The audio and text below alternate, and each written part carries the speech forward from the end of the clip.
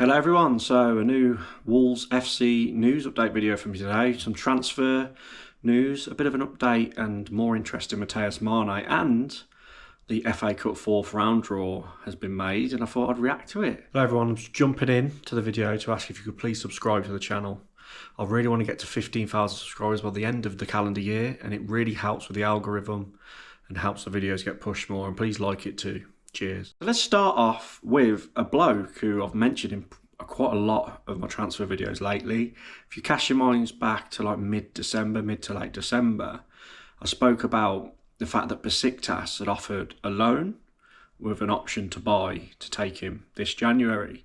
And at that time, I'll say that long ago, a few weeks ago before the window was open, Wolves' stance was, nope, we want a straight up sale as Joao Gomes, basically. That was the story we got. And there's been a bit more now.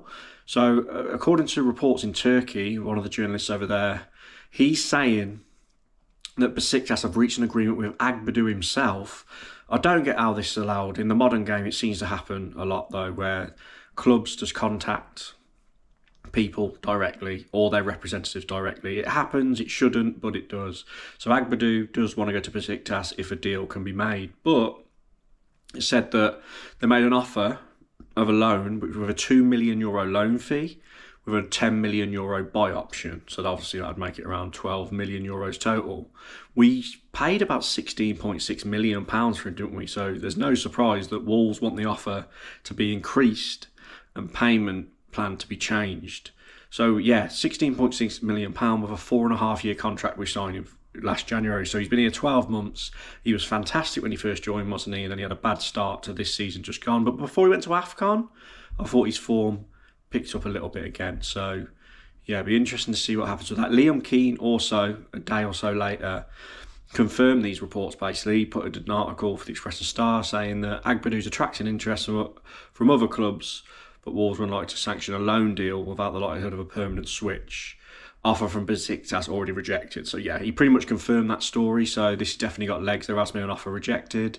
So unless Besiktas up the loan fee quite a bit and up the actual package completely a bit, I can't see this deal happening, and he probably will stay to the end of the season and go in the summer, because I just can't imagine Agbadou staying and playing for us in the Championship. That would be a real surprise if that actually happens. So we probably will see him go. And as said, he has agreed to go to Besiktas if the deal can be done anyway. Now, similarly to Agbadou, there's an update on Joao Gomes. Now, I said in my last video, my very last news video, Napoli are interested in Joao Gomes, but it was reported they were going to wait till the summer to formalise any interest. But there's been an update from Sky Italy, and allegedly Joao Gomes, similarly to Agbadou with Besiktas, is agreed to join Napoli. But the only thing that's missing is an agreement between Wolves and Napoli. So again, players agreeing to join clubs before a fee's even been accepted does my head in, but it's happened again. And do you know what? Joao Gomes actually tweeted out,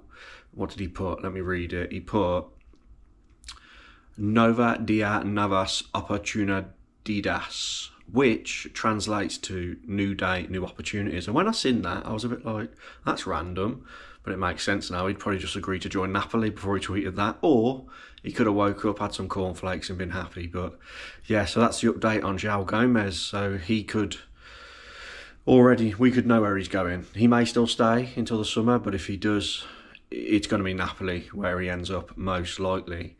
Could go this January if they come up with a massive fee, but he's obviously got the World Cup on his mind, hasn't he, for Brazil? So I don't blame him, because he's got to be selfish, I guess, and he's given us some good service, hasn't he? Been here a few years now, been a great player, and he's just fallen to the bad recruitment, and he don't deserve it, really. He's definitely a player that deserves to be in a team striving up in one of the top divisions, but yeah, that's the latest on Joao Gomes.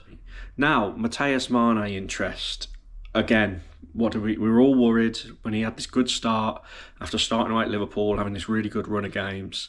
Interest was getting hyped up all over the media, and then you start seeing murmurings that the top 6 clubs are watching him. We've heard it all, but we had the good news that he signed a new deal, and Wolves categorically said, which I've mentioned in a few videos previously, he's staying this January at least. So let's enjoy him while we can till the summer. But It's saying that Liverpool are keeping a close eye on him. And this is according to a guy called J.Gomes. And basically what he's saying is Liverpool, the club, are the leading people who want him.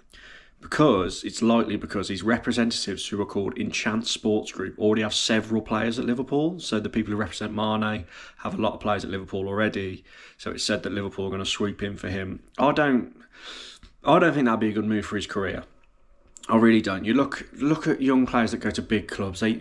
Calvin Phillips went to City from. I know it's a bit different because he's a bit older, but maybe Diblin from Southampton. Obviously, they got relegated last season.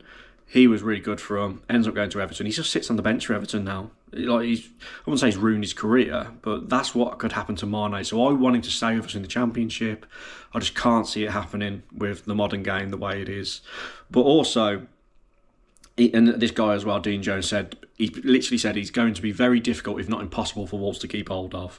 Which I guess all fans really, if we take our rose-tinted glasses off and take the emotion out of it, I think we know that deep down, but we just really want him to stay, don't we? Because he's our gem at the moment and he's given us joy. And I can't think of an 18-year-old that's done what he's done for any club, like in recent times. I mean, especially for Wolves, to do what he's done and pull us out of the mire we've been in on his own pretty much and turn it around. And it's mad that Vitor didn't play him more. It's mad that it took Rob so long to start him because they must have seen it in training, but I digress. But also Birmingham World, they said that Newcastle are interested. They said Newcastle United are also amongst the biggest admirers according to Football Insider. Bit of a loose link, but there we go.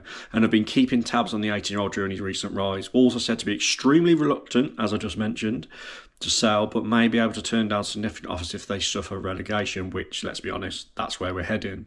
The future of Mané will undoubtedly be an important one to watch out for the summer. It'll probably be our biggest story this summer, let's be honest. It'll be the biggest story, Mané leaving us in the summer. Now, with Mané, with his rise and making us improving, could he send us to Wembley in an FA Cup victory maybe? Now, the Wolves 4th round FA Cup draw, it's been done. We know we're going to get. And after we beat Shrewsbury, League 2 strugglers Shrewsbury, I kept saying to all my mates, just get another League 2 team, just get a team we can be favourites against, preferably at home. And then let's just grind our way through the rounds and give us a bit of hope to try and get back to Wembley again. Now, we have got a League 2 team, but it's Grimsby. And it'll be played on the weekend of Friday the 13th to Sunday the 15th of February. And it's at Blundell Park. We haven't played Grimsby since April 2003, which was a Division 1 game at the time, now the Championship.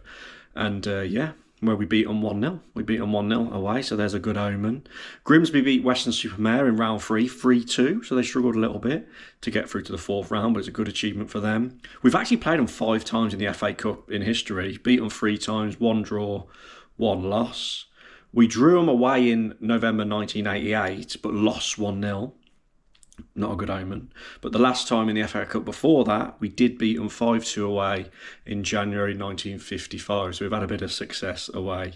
So not all is lost. But interesting. I mean, it's the team we haven't played for a while. I like the draw. I'm really interested to see how we get on this one. Hopefully we win. But it's better than getting another Premier League team, isn't it? Or someone we've played before. So really interesting tie. And I've seen people reminiscing online. I've seen people saying they'd been to Grimsby in the 90s and seen Steve Bull, I think, bag a hat-trick there back in the day. So, yeah. And apparently there's a really good chip shop there, so check that out. And of course, we've got to be on our toes because they famously beat Man United in the League Cup this season on a penalty shootout, a big, long penalty shootout, and a certain ex-Wolves player missed a penalty, the 5th one. We go on! Matheus Cunha got it all wrong, Christy Pym got it all right! Yeah, so there we go. Matheus Cunha living out his dreams. How are your dreams going, Cunha, mate? You're out the League Cup, you're out the FA Cup. The manager's just left, and Man United are a mess, as usual, as they have been since Sir Alex. We all warned you, but you didn't listen. But you live out your dreams. I'm not bitter at all. Nah, fair play. He's had some good performances from, but there we go. I'll digress on that. But anyway, please like the video. Really helps the channel. Please subscribe. That really, really helps the channel. And comment your thoughts down below on all the stories today. And are you happy with the FA Cup draw like me? Cheers everyone, and I'll catch you for the next video. Stay safe.